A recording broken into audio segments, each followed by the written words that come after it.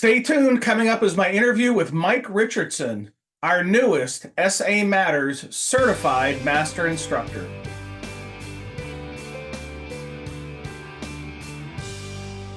Hello and welcome to the Situational Awareness Matters Show, episode 409. I'm your host, Rich Gasaway. The purpose of this show is to improve situational awareness and decision-making for individuals and teams who work in high-risk, high-consequence, time-compressed environments with changing conditions. For the past 17 years, the SAMatters mission has been simple and consistent. We want to help you see the bad things coming and time to prevent bad outcomes. Today's feature segment is sponsored by Gasaway Virtual Training. There are 33 online training programs there for you to choose from. Some of the programs are live events presented virtually, and some of the programs are pre-recorded. To learn more, visit SAMatters.com website and click on the Virtual Training tab. Okay, let's jump into our feature segment, our interview with our newest Certified Master Instructor, Mike Richardson.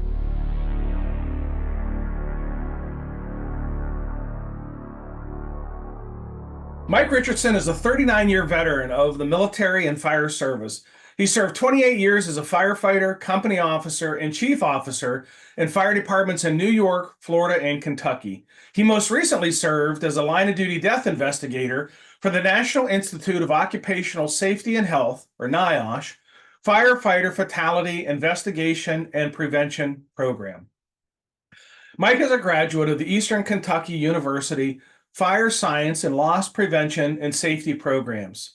Chief Richardson has also been involved with the fire service at a national level through instructing at conferences such as FDIC and Fire Rescue International.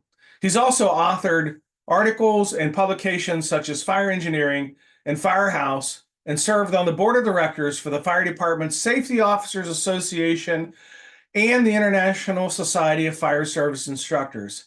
He's also served on the NFPA Electronic Safety Equipment and Fire Service Training Committees.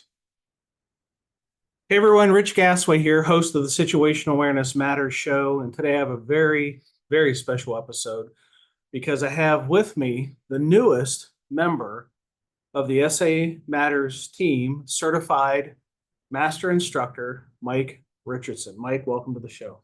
Thank you very much, Rich. Greatly appreciate the opportunity. It is very much an honor and a privilege. Well, I'm glad to have you on board. I want to start off by letting the listeners and the viewers learn a little bit about you. So if you could give us your background of maybe just go back like as far as like when you first started into the fire service, what inspired that, and then bring us along the journey that brings you up to getting here with me today. Sure, Rich. Appreciate the opportunity. Background in a nutshell, came from a family of military and public servants. So that was kind of a predetermined future maybe. Followed that by starting off in the U.S. Army and spent 8 years there. My father was in law enforcement, and honestly, that was probably my future. But my father actually told me, wasn't real sure being a police officer was a great idea, maybe consider something else.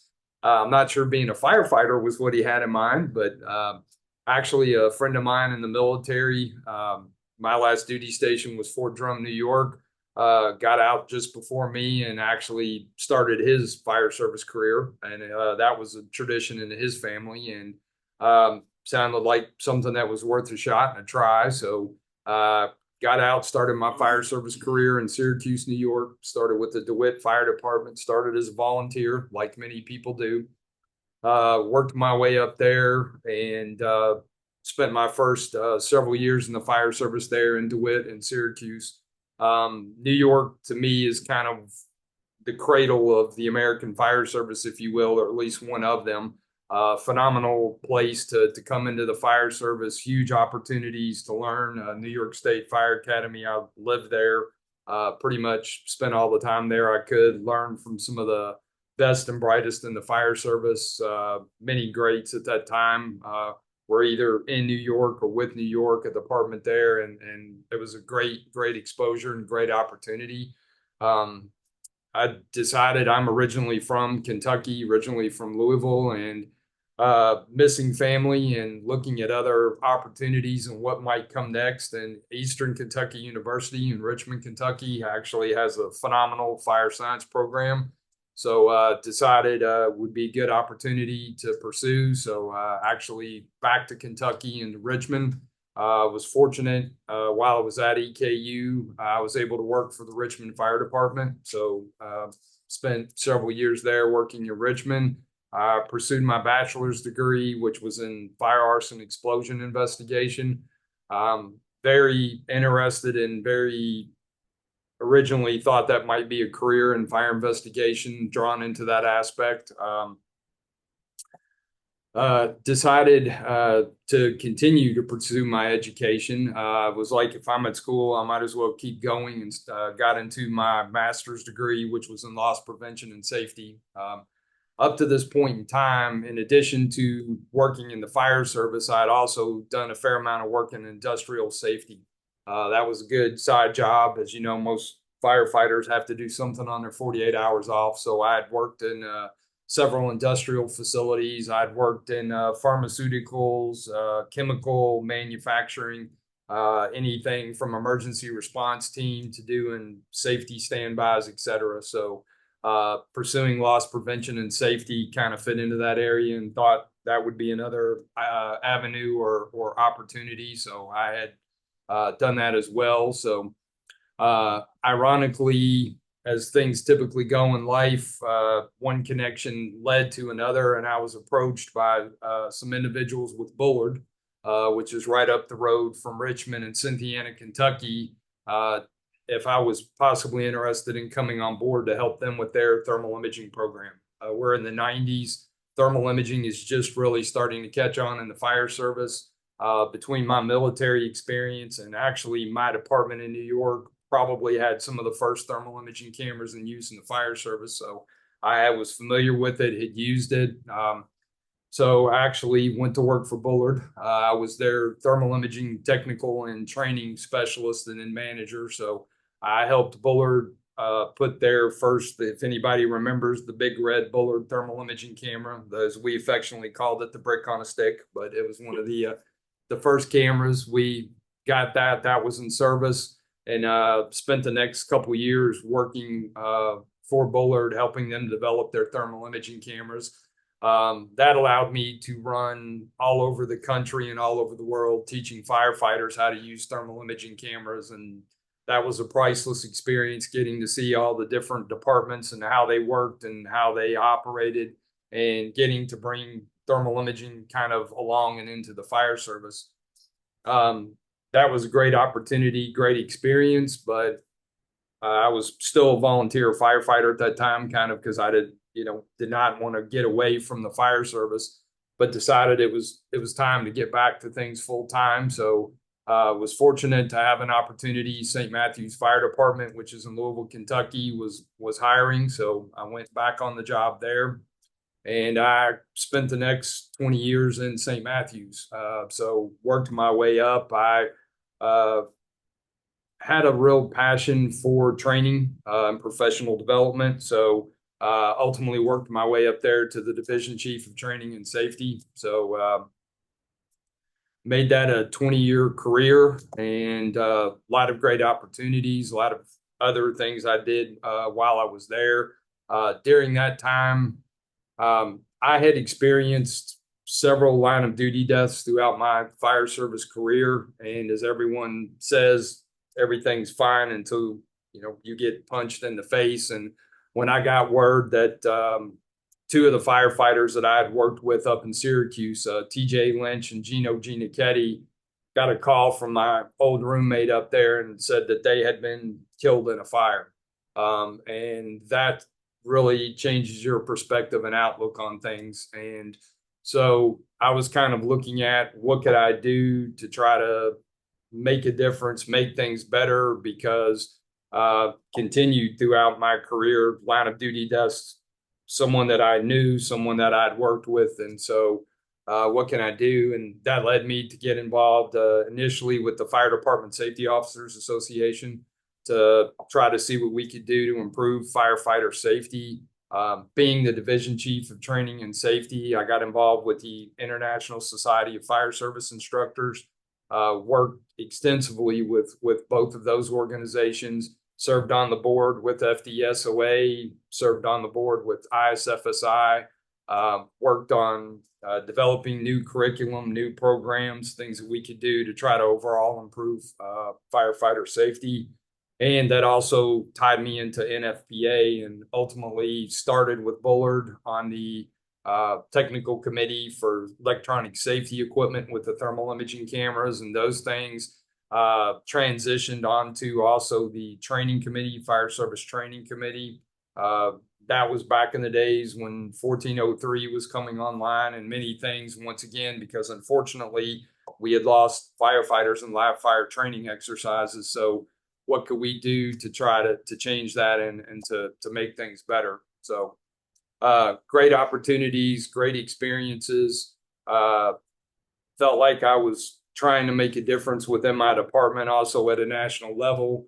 Was very fortunate to have an opportunity to teach on a number of subjects at FDIC, thermal imaging, and then also taught several incident safety officer courses there as well. Also teaching that nationally for FDSOA. So hit my 20 years with the department. And as they say, sometimes life is what happens when you're making other plans. I wasn't really sure what was coming next, but I had been on an NFPA technical committee with one of the NIOSH line-of-duty death investigators. And throughout my career, I relied heavily on those reports to try to look at what could we do to try to reduce firefighter injuries and line-of-duty deaths. And kind of jokingly said, at least to me, those investigators were the men in black. Nobody really knew who they were, but I'm working with one on that committee and talking to one, and unbeknownst to me, he was planning on retiring and thought I might make a good replacement. So one thing led to another, and had the opportunity and applied for and went to work for NIOSH as one of their line of duty death investigators. So I felt that was probably one of the highest callings or opportunities in my career to go there to investigate those line of duty deaths and to try to have an impact. So spent several years there as a line of duty death investigator. Was trying to do, to me, if we want to honor a brother or sister that gave up their life in the line of duty, learn from that and do everything we can to prevent that from happening again. And I felt like there was no better way than to do that. So worked there, worked at NIOSH, several investigations. Once again, phenomenal opportunity to learn tremendously, and then to try to get back and help the fire service. Many things happened, and as some of you, I'm sure, aware of or know, that program with the change in the political administration was done away with. And so I ended up at that point, what comes next, and went back into industry and spent time working as an occupational safe and healthy specialist for a defense contractor, and kind of got back into that avenue and venue. And that was a great opportunity to get back in there and to work with that. It's always been interesting to compare and contrast how things are handled in private industry versus in public safety, and to try to learn the best from both worlds and share that and connect that and to do what we can do. So had been doing that, and we had spoke on several occasions about us working together and what we could possibly do. And I finally kind of reached a point where I decided it was what was next and what could I do. And I felt like, once again, if I could have an impact on firefighter safety, reducing line of duty deaths, making the fire service just better in general, this was it. And very grateful once again to have the opportunity to now work full time along with you to try to do what we can do to get the message out. Obviously, if I was going to pick a topic in the fire service that, in my opinion, has a tremendous impact, situational awareness is it. And so to now be able to be a part of that and to try to help, greatly appreciate it. How did you first even get introduced to the topic of situational awareness? And two-part question, and then Sure. how did that influence you throughout your career? Because I got to think that for you to want to come on board and be part of this mission, there had to be something that lit a fire that had you understand this is a really important topic. So how did that come about for you? So several ways to that. As I'd said, due to several line of duty deaths, I was always asking that question: how can this happen to these individuals? These are some of the best, the brightest. These are people that are phenomenal individuals in the fire service, and how is it that they're getting in these situations where something's happening? Because, and I hate to say it, and I experienced this with that. I experienced it in working in NIOSH, and I think a lot of people do. Is it's hindsight's always 2020. We sit there after the incident and we look at it and we kind of say, well, that was so obvious. How did that happen? How did that go on? And that was a struggle, was how do these individuals end up in a situation where it seems like it's just so obvious, hey, that building's going to collapse, or hey, that fire's going to flash over, or whatever the particular incident was. But obviously it was not obvious to those individuals, because if it was, they would have done something. So I'm at FDIC and I'm scanning through all the classes, and there's Dr. Rich Gasaway is going to talk about situational awareness. And I'm like, oh, this has got to be part of it. I've got to sit in on this.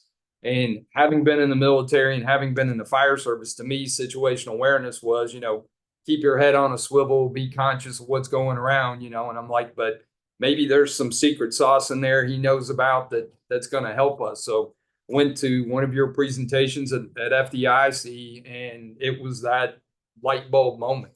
I'm like, what do you mean there's 3 levels to this? What do you mean it isn't just keep your head on a swivel?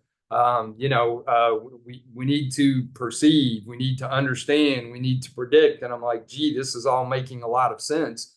But I'm like, that's also kind of obvious. So once again, why is this not happening? And then you started talking about the barriers and like I said, it was light bulb after light bulb after light bulb. And it was like, this very much explains why these things are happening and why they're going on. But it also explains the opportunities for how we can try to identify and combat those barriers and improve this. So at that point, that became a major mission for me, was to learn everything I could about situational awareness, because I really felt like it would have a tremendous impact. So read all of your books, went to many more of your presentations, was doing everything that I could, and I'm sure bugging the hell out of you in the process, but to try to pick this up and to do it, and then started introducing it in my department and everything that we were doing, because I realized at this point, I'm more than halfway through my fire service career. I've never seen and heard any of this, not this way, not in this fashion.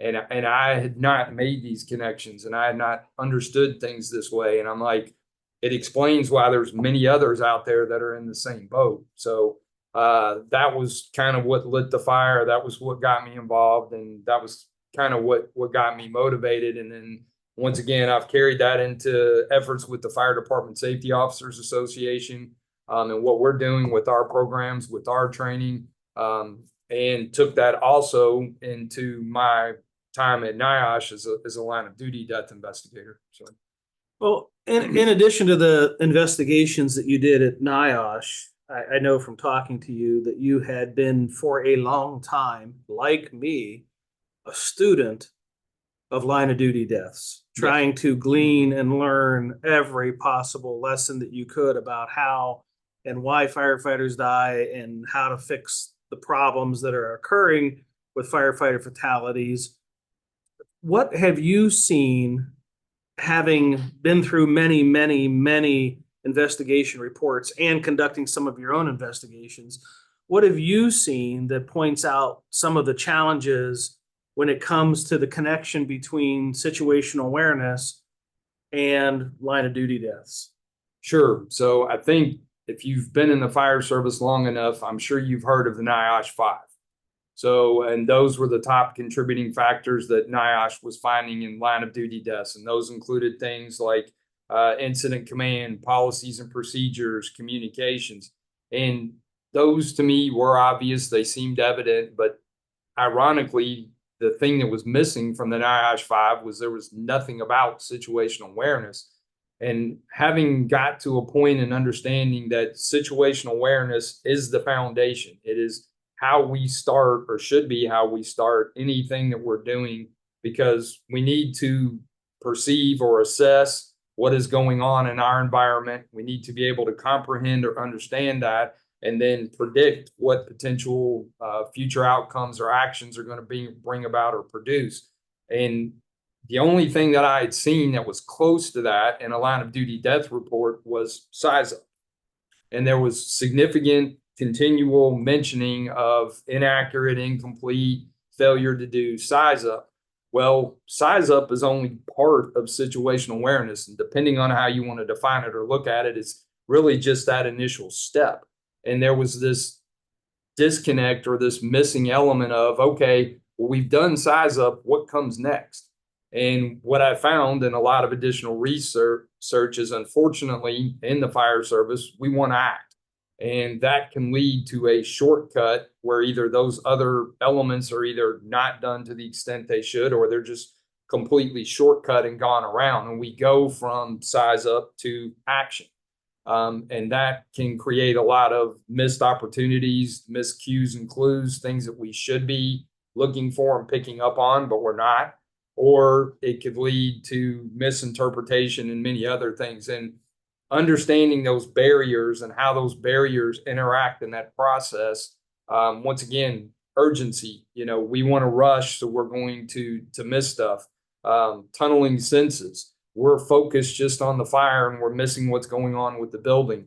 All of those barriers are there, but if you haven't had the appropriate understanding, then that's not in part of how you're operating and what you were doing. And that to me was an obvious miss and an obvious disconnect. And it looked, having been involved in line of duty death reports, at times it seems like it may pop up and then it may go away and then it may pop up again. But I don't believe that's because it was or wasn't there. I just believe that's because it was how we were looking at things. And rather than saying, do we have a situational awareness issue? It's, well, we have a size up issue. And I think obviously when you look at the other elements, for example, incident command, how can you effectively command an incident without effective situational awareness? You can't.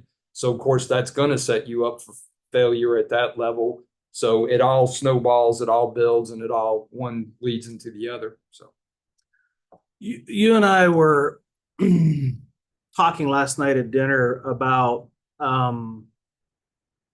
the benefits of the NIOSH investigations and some challenges that NIOSH has to maneuver through. Sure. Because for those who don't know, NIOSH has to be invited into an organization. They don't have the authority to order themselves in to do an investigation. So Right.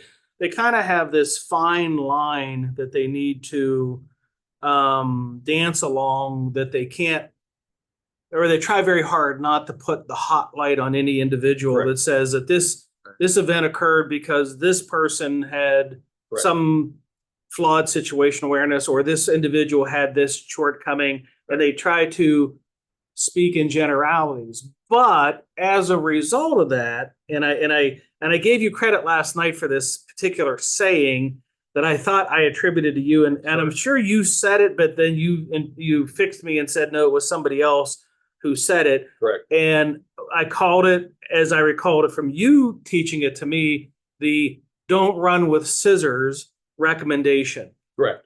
And you quickly corrected me and said that wasn't you, but who was it? It was Steve Miles. Okay. I credit where credit due. Steve was an investigator for NIOSH for many, many years. Learned from him, one of the best and brightest investigators. Steve did tremendous things, but Steve brought up the point. I mean, I hate to say it, we're telling people the obvious. And the other comment was, gee, thanks, Captain Obvious, for telling me that we need to have incident command in place, or we need to do size up. Yeah. And it was that, once again, that disconnect. They were the reports have always done a good job at identifying what was happening. What the reports failed to do was ever address why those things were happening. And I think that's been brought up by several others in the fire service. And I think that's been a challenge and a struggle. As an investigator, we were told we do not find fault or place blame. Because once again, if we want to learn and improve from incidents, putting spotlight or focus on a single individual and their actions isn't going to help with that process. What we need to do is we need to get to whatever you want to call them, causal factors, contributing factors, root causes. But in order to do that, we have to get beyond, they didn't do size up. Okay, why did they not do size up? That's where we're going to look for an opportunity to learn and improve. And to me, a lot of the why was tied to situational awareness, shortcomings, and faults. And that could even go back to the very beginning of, why do these individuals not have more effective situational awareness? Why is that skill or capability not there? And to me, when you get to that point, and one of the techniques is 5 why, ask why. And when you get an answer, ask why again. When you get an answer, ask why again. And by doing that, then you can potentially get to a point where we are really identifying things where there are problems, issues, and shortcomings. And then what can we try to do to improve, address, and work on those things?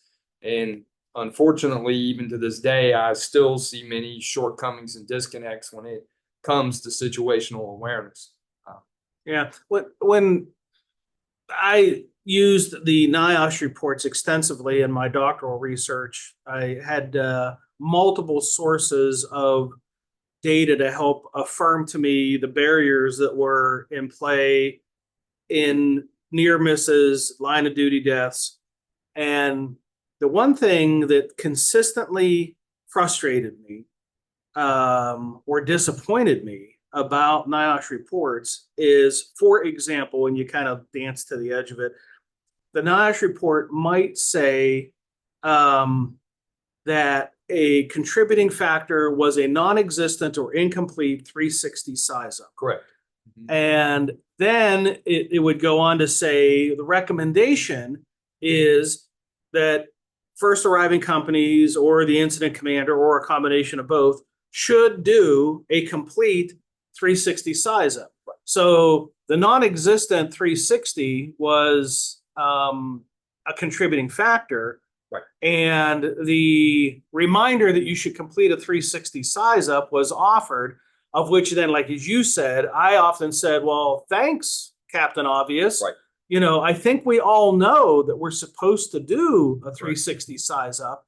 Right. But what was always left unanswered was, why didn't they?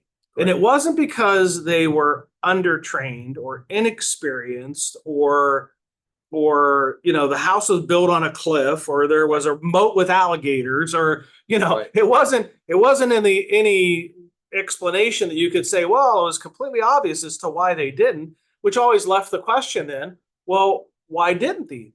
You know, they're smart, talented, experienced people, and I found it very, and continue to find it somewhere between frustrating and disappointing that they don't talk about the human side of thinking, critical thinking, resilient problem solving, decision making, situational awareness.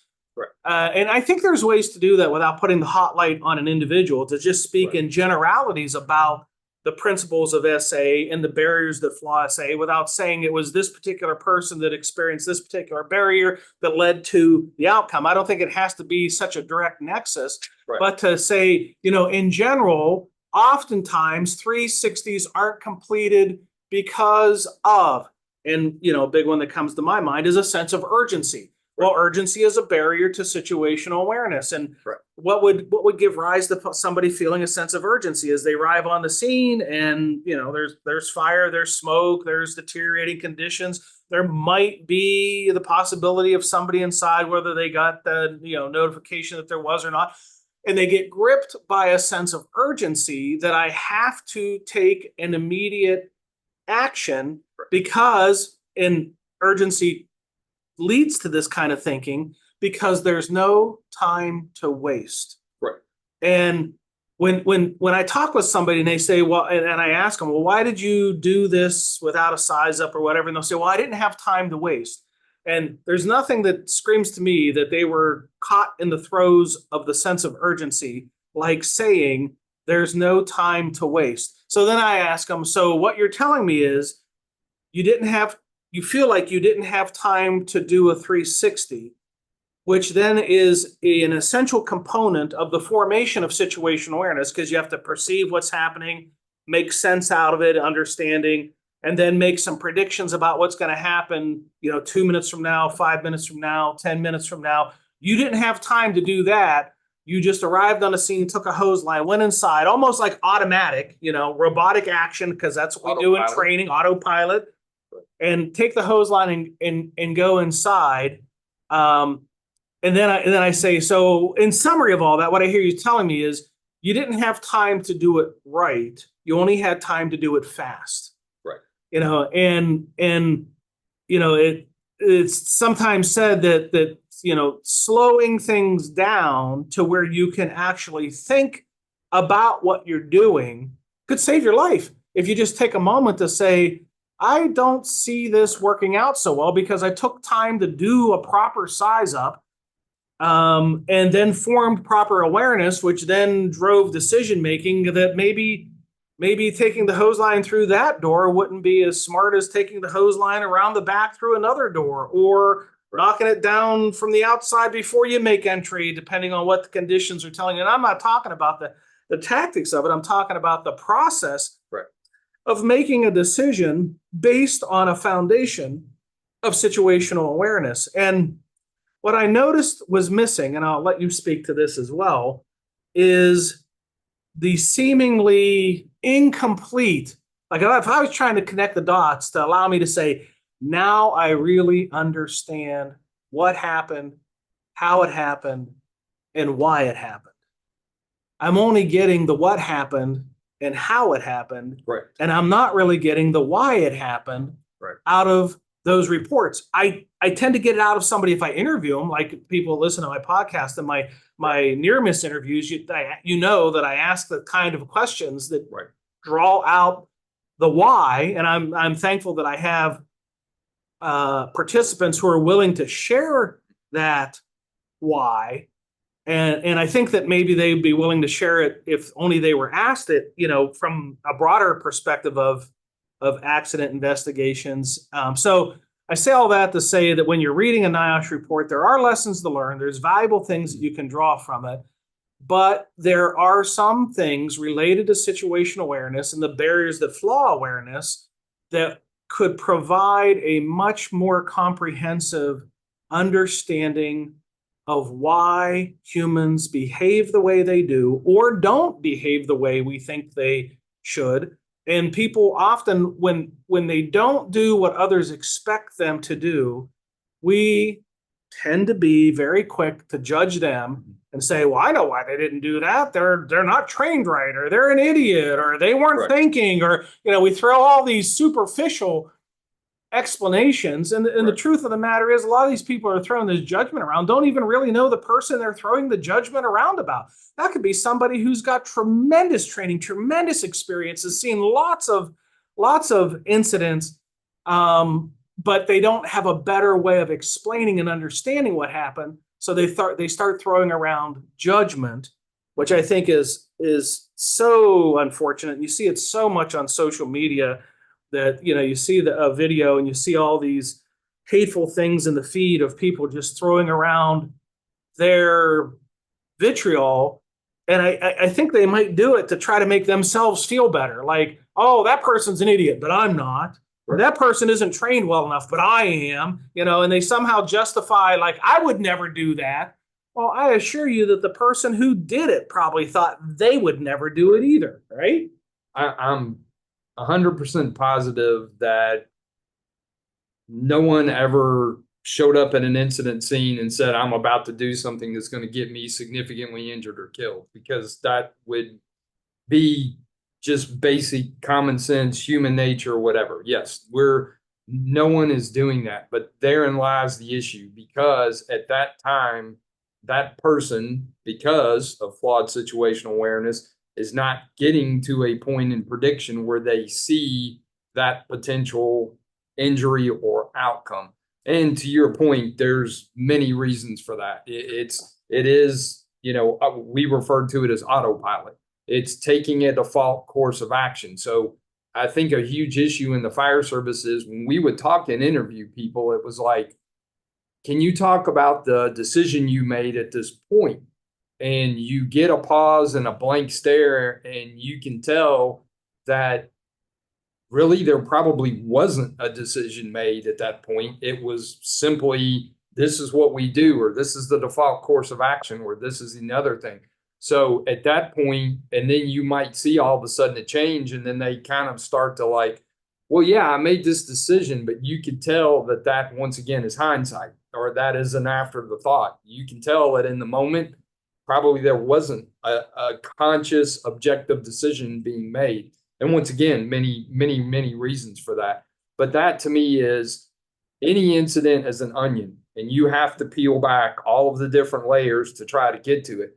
And many of those layers are situational awareness barriers.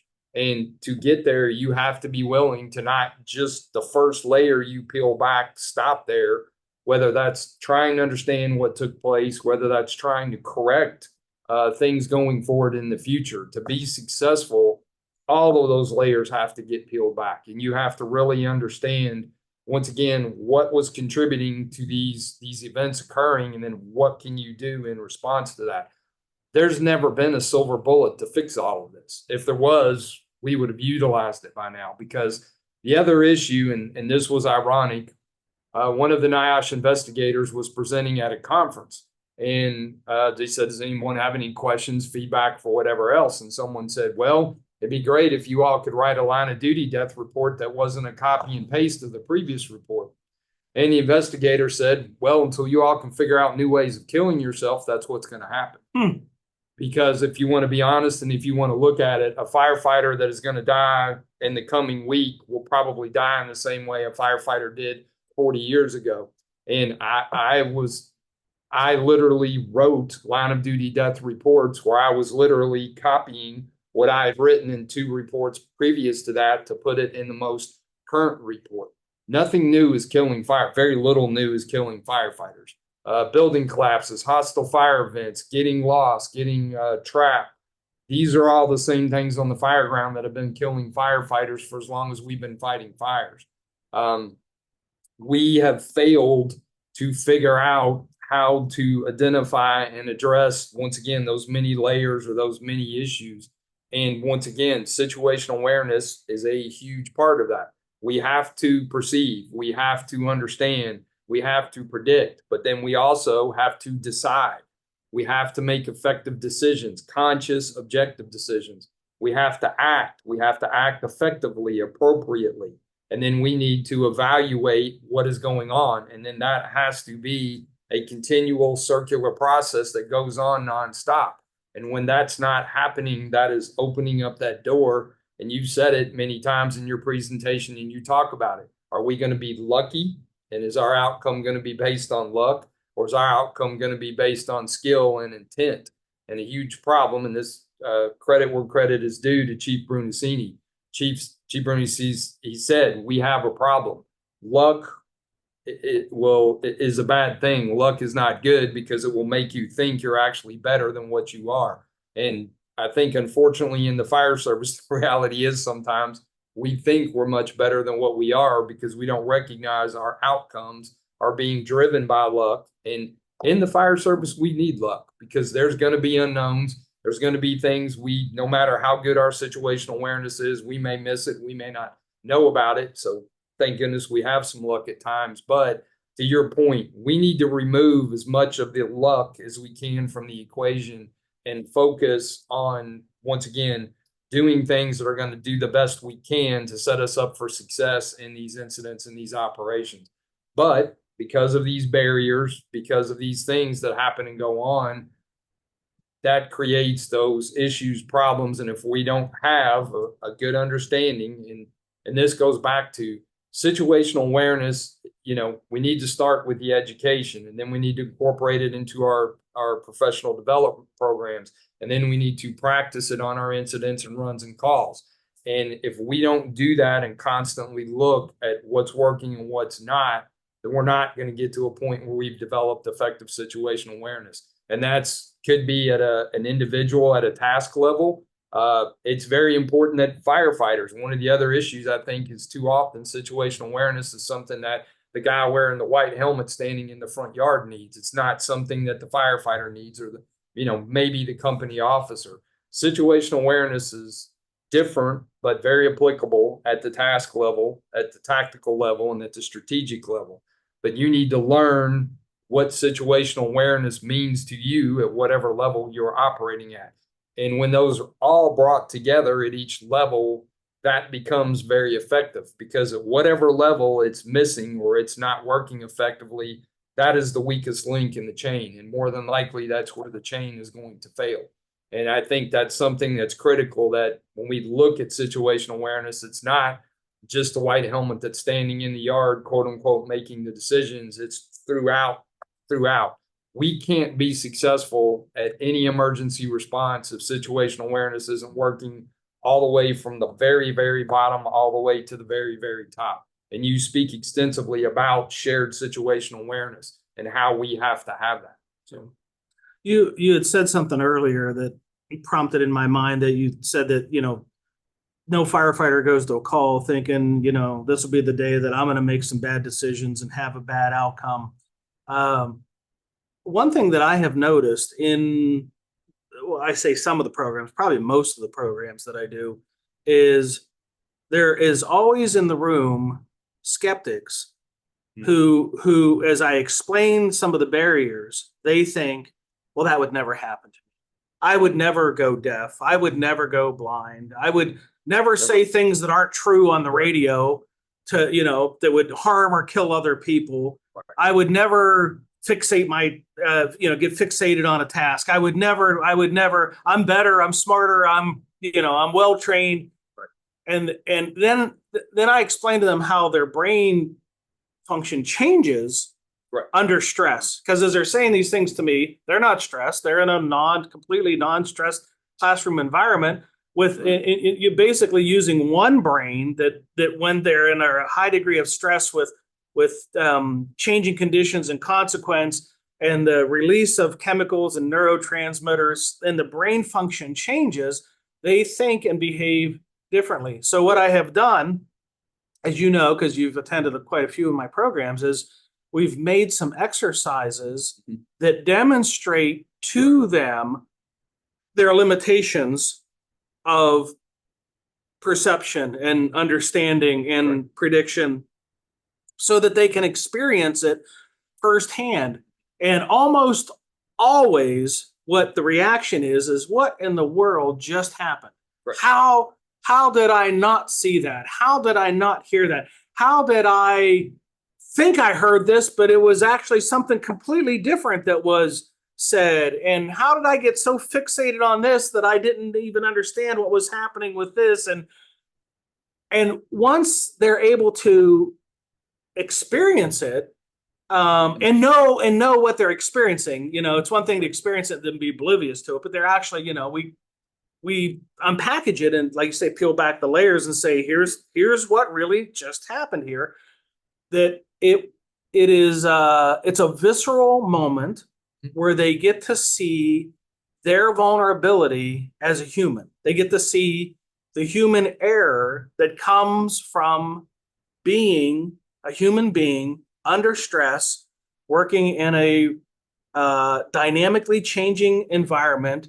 And we, as a fire service, don't spend much time making sure firefighters understand how things are going to change for them, how some of their abilities get enhanced, like vigilance. And then some other abilities will get dulled. Like if you're, when I explain this, I think people think, no, Rich, you're just talking about psychobabble.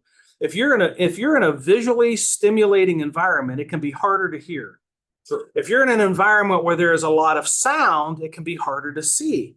And people don't necessarily buy into this until I demonstrate for them what can really happen. And then they're like, oh my God, this is real stuff. And it is real, because really all we're sharing, Mike, as you know, is we're sharing lessons of neuroscience and human factors and how humans are affected by stress, complexity, volumes of information, and how how we often overestimate our abilities. Right. You know, it's one thing to say, well, I can lift 200 pounds. And if you can, fantastic. But it's another thing to think that I can hold 15 things in my short-term memory buffer. And the answer is no, you can't. Right. No, you can't. You might think you can, but no, you can't. And you know, and if you want to proof, we'll just do a little exercise to prove it to you. You know, create a little stress, give you 15 things to remember, and find out you remember about 4 of them. Right. And you know, once these things get displayed, people they look at things differently. Sure. They understand things differently. And I guess that's really one of the best goals that we have, is that they leave the program realizing I've got some pretty significant vulnerabilities, pretty significant limitations to my ability to capture and process information, and even influences on my decision making. And that's kind of, I think, for me, and I think will be for you as you come on board as a master instructor, what excites me the most is having them come in being a skeptic to what they're going to learn. Like, they're like, we're talking about situational awareness for a whole day? Jesus, this is a 10-minute topic. Pay attention and keep your head on a swivel. Close the books, move on to something else. Come on. And then they sit it through a whole day program, and they're like, holy moly, is there a lot to this? Right. Yes, because we are human and we are fallible. What good. That's why I'm sitting here. I am sitting here because I had that aha moment in one of your classes. When you did that exercise and I personally experienced all that, I was like, oh my gosh, yes, everything that he talked about just happened. I just experienced it. Either I saw it with someone else, I personally experienced it. You know, this is not some, just like you said, hypothetical, theoretical, neurocognitive, not, you know, what I didn't know. This is practical. This is realistic. This is applicable. And then once again, as I dug into this, then, you know, I hate to say it, but I'm looking, and guess what? The military is all over this. Guess what? The aeronautics, they're, you know, the flight industry, they're all, I mean, I'm looking and I'm like, you know, this is not some niche thing that, you know, only exists, or I'm like, this applies to anyone, as you said, who works in high risk, time compressed, high consequence. And who is that? That's public safety. That's the military. That's, you know, once again, all of those areas. And it was there. And then once again, going back and looking in these investigations and talking to these people, and ultimately they are telling me these very things that you have identified. These are happening. These are going on. This is how, and this is why we are getting here. So once again, this isn't some, you know, theory that someone came up with that we're just supposed to believe in because someone says it. So, you know, anything that is in your work and your material can be proven out, whether you experience it firsthand in a program, in the exercises, whether you want to go look for it in the line-of-duty death reports. It's there. It has reached a point where it is absolutely undeniable and unequivocal. But yet we still have thousands of individuals in the fire service who know nothing about this, and who, like you said, I'll go back to what's the definition in the IFSTA Essentials Manual. It used to be aware of your surroundings. You know, how can that effectively, once again, if it was that easy, we'd all be doing it. But once again, we'll still be writing, and I wish we weren't, but I would bet you my retirement pension that there will be a line-of-duty death report that will come out in the future that will cite the exact same things that we found in countless previous reports. Yeah, no doubt. The opportunities are ripe to learn from past, present, currently occurring, and future line of duty deaths. I had a question that had come into my mind, and as I was listening to you, it faded. Oh, one of the things that inspires me, I wish it would happen more. It doesn't, but I wish it would, is on occasion, a fire department who's had a significant near miss or line of duty death will call me up and say, we'd like for you to come in and look at this incident not from the same lens that NIOSH or maybe ATF is looking at it, but to look at it from the side of the human side of it. Right. And how it went off the rails from the perspective of human factors and human error, and give us some recommendations about what we can do both in policy and in communications and in our training to shore up our abilities and to be better at this. And I'm always welcome. I always feel thankful when I'm invited in, but it never really feels very rewarding to be invited in after a tragedy.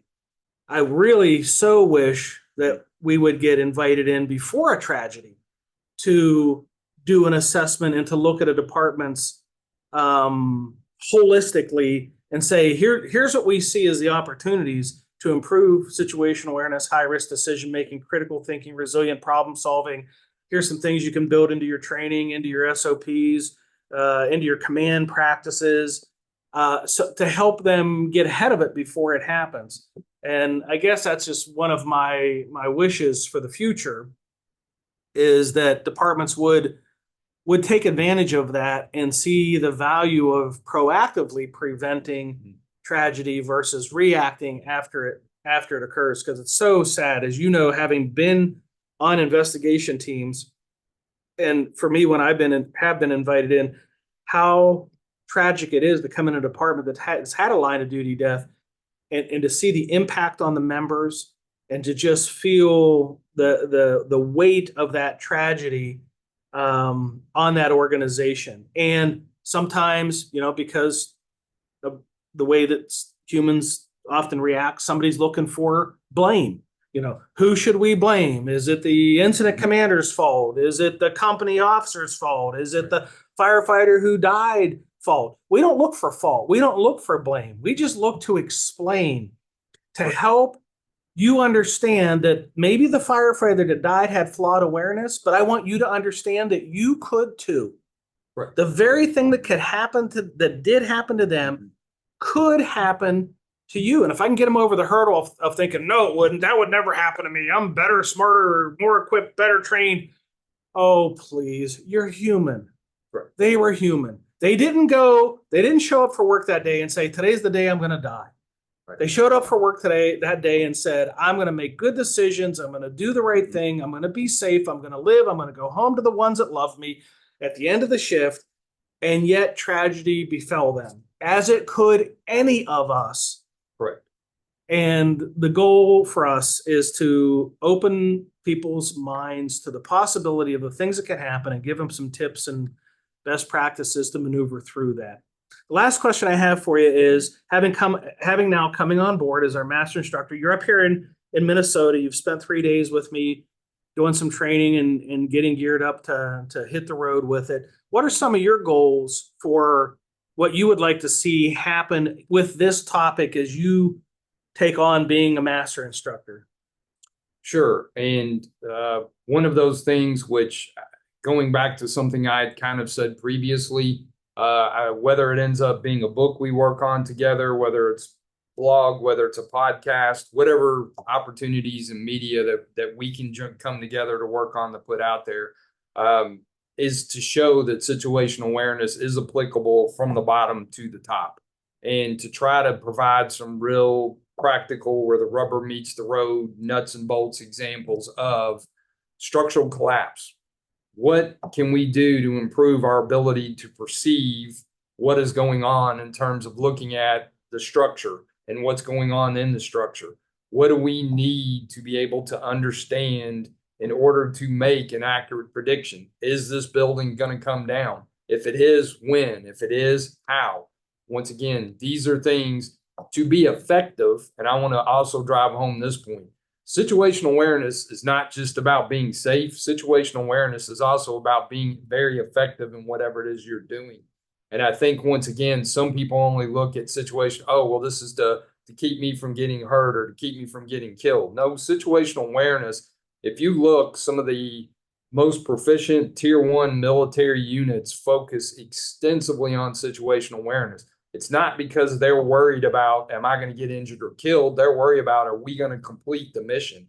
What's one of the keys to mission success? It's being able to predict what is coming next so that we can be prepared and so that we can respond and take an appropriate course, of action. So I think that's one of the things, is sharing that understanding, that message. How do we get to a point where, from top to bottom, at whatever level you're operating at, how can I take situational awareness and apply it, whether it's conducting a search, whether it's pump operations, whether it's acting as a company officer, whether it's acting as an incident commander, safety officer.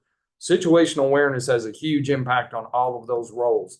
So where that rubber meets the road and it's time for us to show up and act, how do we take situational awareness and utilize it to our best benefit to accomplish the mission, and do so in a way that we can go home at the end of the shift? And I think that's message still needs to get out there, because hats off to you for all of your efforts and everything you've done. But we know there still are thousands of people out there who either have not heard this message for whatever reason, or have maybe heard it but said, does this really apply to me? I'm not wearing that white helmet yet, so I'm more worried about dragging hose or throwing ladders or doing searches. To be successful, to be effective at whatever it is you're doing, situational awareness in some form or fashion has to be part of that. And that's one of the efforts, and that's one of the things. Another thing that me and you have spoke about, it's ironic that if you look for situational awareness outside of your content and your material, good luck finding it. It's not in the NFPA standards to the extent it should. It's not in fire service textbooks to the extent it should. It's not in conferences and training programs. Me and you had the conversation. Unfortunately, in the last year or two, there's been no discussion on situational awareness. So I think, once again, I have to work to the best of my ability with you and other key partnerships and other key people to try to push situational awareness everywhere and anywhere we can, and to try to get it more formalized and structured and recognized, so that people understand there's a little bit more to it than keeping your head on a swivel. And if we can make sure that people understand there are 3 components or 3 levels, and that is the critical first part of anything that we're doing, really, once again, whatever it is, we've got to get that in there and consider that and factor that in and try to do that. And hopefully, working with you, once again, working with others, we can continue to try to push this. I'm not sure if there are a lot of rocks that you've left unturned when it comes to situational awareness, but if there are, we need to find them. We need to exploit them, and through whatever way possible. If there is additional research that we can do, I'm a huge believer that the day that you stop learning and stop improving is the day that you retire and go sit by the lake and enjoy your life. As long as you're in this job, as long as you're performing, as long as you're a part of this, we have to keep pushing, and we have to keep looking for that next thing that'll hopefully get us beyond where we're currently at in whatever way, shape, form possible. And it's my hope too that, we can get others in the fire service to pick this up, champion it, run with it, move it forward, across the fire service. Because, once again, I can't pick a topic that's impacting either safety or success that somehow is not tying back to situational awareness in some form or fashion. You talked about it. Okay. Professional development. We've got to be hitting it in our professional development. Equipment. Are we utilizing our equipment? For example, thermal imaging cameras. Can thermal imaging cameras improve our situational awareness? Absolutely. But are we doing that? Are we using that effectively? Right? The environment. How's the environment impacting our ability to have effective situational awareness? Is it helping us? Is it hindering us? Do we understand the barriers that come about? Because you talked about noise, you talked about other things. So do we understand that? Is that impacted? We want to get into it. Is it in our policies and procedures where it needs to be? Does it say in your policy for structure fire response, you need to perform a size up, but you need to perceive, understand and predict as part of whatever your initial actions are. And that has to be an ongoing process. Leadership, once again, is leadership taking this within the organization and saying, hey, this is a priority. This matters. This makes us successful. This lets us go home at the end of the shift. And then finally, the big one, the C word, culture. Why is situational awareness not part of the fire service culture? We have a culture of extinguishment. We have a culture of search. We have a culture of safety. We have all these supposed cultures. My ultimate culture is a culture of success. I want to be successful. Success is defined as accomplish the mission, do so without unnecessarily injuring or killing any of our personnel. What's a huge part of that success model? It's got to be situational awareness. So across the board, we need to see where we have opportunities and where we can try to take situational awareness to that next level. Fantastic, Mike. I am so excited to have you, your experience, and your passion for this topic as part of our team now. If you want to reach out to Mike, his email is mike@SAMatters.com, or you could visit the SAMatters.com website. You could look at Mike's profile on there that has his bio and some information, and then you can just click the Contact Us tab, and you can send a message to Mike if you're interested, or me, if you're interested in talking to Mike or me about a training program or about an assessment for your fire department. We're friendly when it comes to assessing. We're trying to help. We're not trying to look for fault and blame and accusation. We're trying to help your organization improve situational awareness, high-risk decision-making, critical thinking, and resilient problem-solving skills. So, Mike, welcome aboard. Thank you very much. Glad to have you. Thank you. And I look forward to working with you and with our clients in the future. Yes, and I can't say thanks enough again, Rich, for everything that you've done to get us up to this point, because to be honest, I have no doubt that I did not investigate an incident and there was not a fatality because someone has taken your material, incorporated it either personally or at an organization level, and it's making a difference. Because the bottom line is line of duty deaths have gone down, and I believe there are reasons, and I believe part of that is what's been done with situational awareness. So can't say thank you enough. Thank you. I'm hopeful that to be true. Thanks, everybody. Thank you. Thank you, Mike Richardson, for sharing your passion about situational awareness. We're excited to have you as part of our team. If you haven't seen or been following along on social media, here's a list of some program hosts our team has served recently. The Minnesota Rural Electric Association, the Osseo Police Department, the American Society of Safety Professionals, the North Dakota Safety Council, the Washington County Department of Emergency Services, the Maryland Fire and Rescue Institute, the St. Louis County Emergency Communications Center, the Bureau of Land Management, the Minnesota Safety Council, the Kannapolis Fire Department, the Cy-Fair Fire Department, Captive Resources, Lincoln County Emergency Communications Center, Bridget Pipeline Company, the Southeastern Association of Fire Chiefs, the Minnesota Power Cooperative, the APCO National Conference, Fire Rescue International, the Jim Ellis Conference, and the Alberta Industrial Fire and Emergency Management Association. If you're interested in joining us at an upcoming program, here's a small sampling of where you can see us upcoming. The Wisconsin Fire Inspectors Conference, the Mount Hope Funks Grove Fire Protection District, the Fire Department Safety Officers Association Conference, the Maryland Fire and Rescue Institute. If you're interested in hosting a live training program or a virtual training program for that matter, just click on the Contact Us tab at the top of the SAMatters homepage, and it will give you a call. Finally, remember to check the show notes for how to subscribe to our newsletter and how to follow us on social media. There, we're sharing ideas about how to improve situational awareness, how to make better decisions under stress, and how to improve the skills of critical thinking and resilient problem solving.